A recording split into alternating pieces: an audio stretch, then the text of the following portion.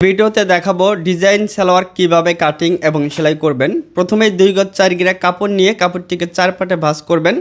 এরপর আটকানো অংশের পাশে দাঁড়িয়ে খোলা অংশের এই পাশে একটি মার্জিন করব। এরপর 2 ইঞ্চি নিব রাবার ভাঙার জন্য, এখানে একটি মার্জিন করব। এবার নিচের মার্জিন থেকে সালোয়ারটি লম্বার মাপ নিব। আমি এখানে 38 ইঞ্চি নিলাম, যার যতটা প্রয়োজন নেবেন। এরপরে আরও 3 ইঞ্চি বাড়তি কাপড় নেবেন ডিজাইনটি করার জন্য। এরপর এভাবে 2টা মার্জিন করবেন। এরপরে নিচের মার্জিন থেকে আপনাদের সালোয়ারটির হাইয়ের মাপ নিতে হবে। এখান থেকে নিব আমি 14 ইঞ্চি পরিমাণ 38 ইঞ্চি বডির জন্য। 35 থেকে 40 ইঞ্চি বডির জন্য 14 ইঞ্চি নেবেন। এরপরে এখানে বডির মাপকে 4 ভাগ করে 1 ভাগ নিব। এরপরে 7 ইঞ্চি লুজ দিব, সর্বনিম্ন 6 ইঞ্চি বা 5 ইঞ্চি লুজ দিবেন। এরপরে হাইয়ের রাউন্ড শেপ করার জন্য 1.5 ইঞ্চি নিয়ে ঠিক এইভাবে একটি মার্জিন করব খোলা অংশের পাশে, এখানে হাইয়ের রাউন্ড শেপ। এরপরে এখানে পায়ের লুজটা নিব 7 ইঞ্চি, এরপর 1 ইঞ্চি বাড়তি নিব। আপনার সাধারণ পায়ের লুজের থেকে ডিজাইনটি করার জন্য আপনারা 2 ইঞ্চি পরিমাণ বাড়তি কাপড় রাখবেন সেলাই সহ। এরপর এভাবে সুন্দর করে মার্জিন করবেন। এরপর একদম সহজ, কিন্তু এটা দেখেন এই মাপ অনুযায়ী আমরা কাটিং করে নিব। এটা 38 ইঞ্চি বডির জন্য আমি তৈরি করতেছি 2 গজ 4 গিরা কাপড় দিয়ে। নিচে কাটিং করে নিব, এখানে একটা চিহ্ন হবে আর এখানে একটা চিহ্ন। এভাবে চিহ্ন করার পর সালোয়ারটি দেখেন আমরা এখান থেকে একটা পার্ট সরিয়ে নিতেছি। এরপর ঠিক এভাবে রাখবো। রাখার পর আমাদের এখান থেকে ঠিক এইভাবে 1 ইঞ্চি পর পর আপনারা মার্জিনগুলো করে নেবেন নিচের ডিজাইনটি করার জন্য। আর এই নিচের ডিজাইনটা হবে আপনার সেলাই দিয়ে, ঠিক আছে? চিকন করে সেলাই ধরে আমরা এই ডিজাইনটা করব। আচ্ছা, এই পাশে সেলাই হয়ে গেলে মানে মার্জিন হয়ে গেলে একইভাবে আবার এই পাশেও মার্জিনগুলো করব।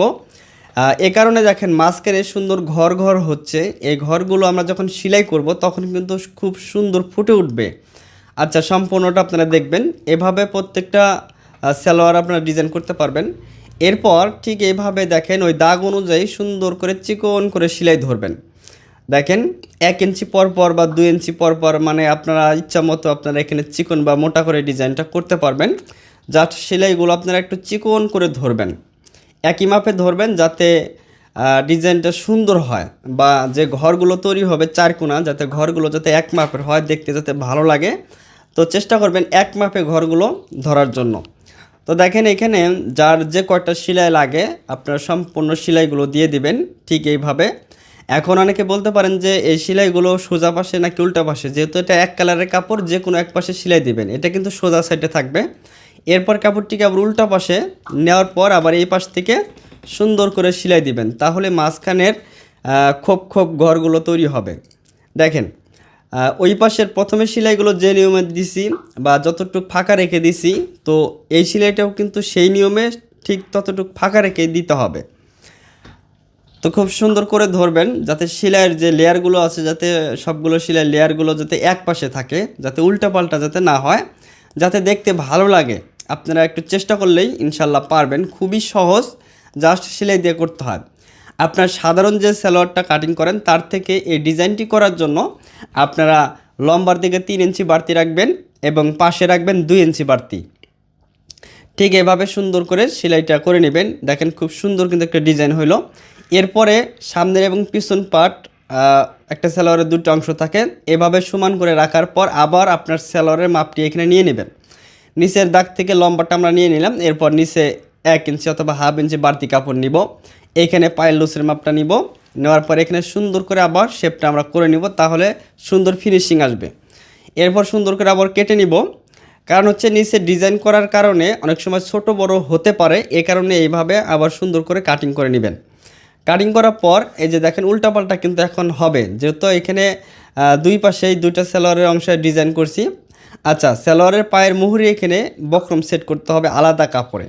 1 ইঞ্চি চওড়া টিসি বক্রম নিয়ে প্রথমেই এইভাবে সুন্দর করে পাশটা মুড়িয়ে সেলাই দেওয়ার পরে এখানে একটা সেলাই দিব।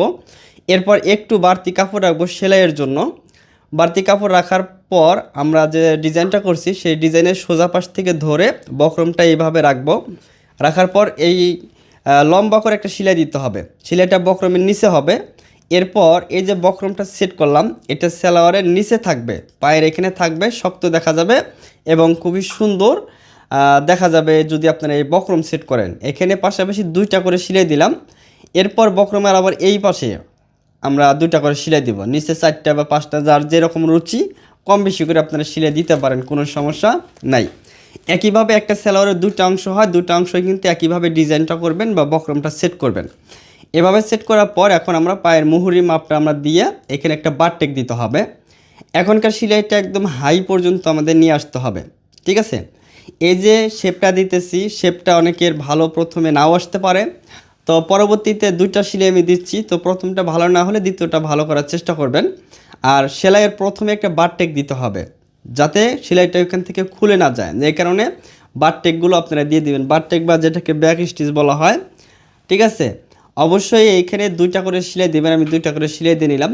এরপর দুইটা কাপড়ই কিন্তু উল্টা পাশে আছে, ঠিক এইভাবে রাখবো। দুইটা কাপড় উল্টা পাশে রাখার পর এইভাবে সুন্দর করে হাইয়ের জয়েন্টটা আমরা ধরতে পারবো। খুবই সহজ।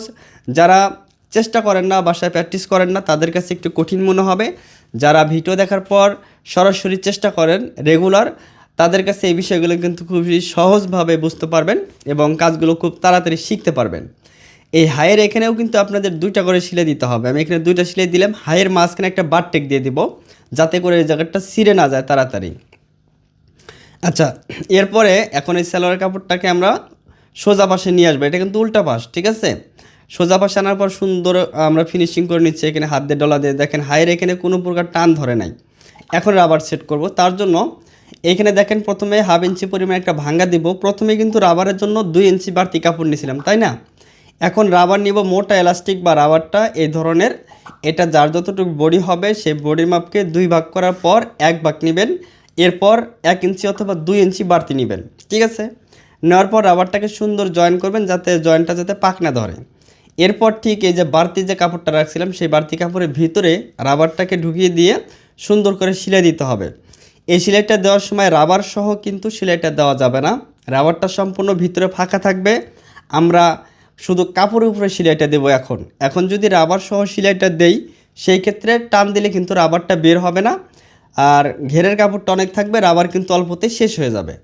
এই কারণে রাবার সহ সেলাইটা দেওয়া যাবে না, সম্পূর্ণ রাবারটাই আপনাকে এই সিস্টেমে লাগিয়ে নিতে হবে। একটু একটু করে সেলাই দিব, আবার রাবারটা টান দিয়ে বের করে নিয়ে আসবো, আর সামনের দিকে অটোমেটিক কুচি কিন্তু হয়ে যাবে। ঠিক এরকম সম্পূর্ণ ঘেরটাই কিন্তু এই প্রসেসে করতে হবে। এখনকার যে সেলাইটা হবে সে রাবারের সহ মাঝখানে, তো সম্পূর্ণ রাবারটাকে টান দিয়ে কুচিটাকে বসিয়ে নিতে হবে। নেওয়ার পরে এই যে দেখেন সোজা পাশ থেকেও দিতে পারেন বা উল্টা পাশ থেকেও দিতে পারেন, সামনে পিছনে হাত রেখে টান দিয়ে সেলাই দিবেন। তারপরে অনেক সময় ঘের বেশি হওয়ার কারণে আপনাদের এই কাপড় সহ কিন্তু সেলাইটা হয়, কুচি কুচি হয়েই কিন্তু সেলাইটা হয়। তো দেখেন ঠিক এইভাবে আপনারা লাগিয়ে নেবেন। ভিডিওটি ভালো লাগলে বেশি বেশি করে শেয়ার করে দিবেন।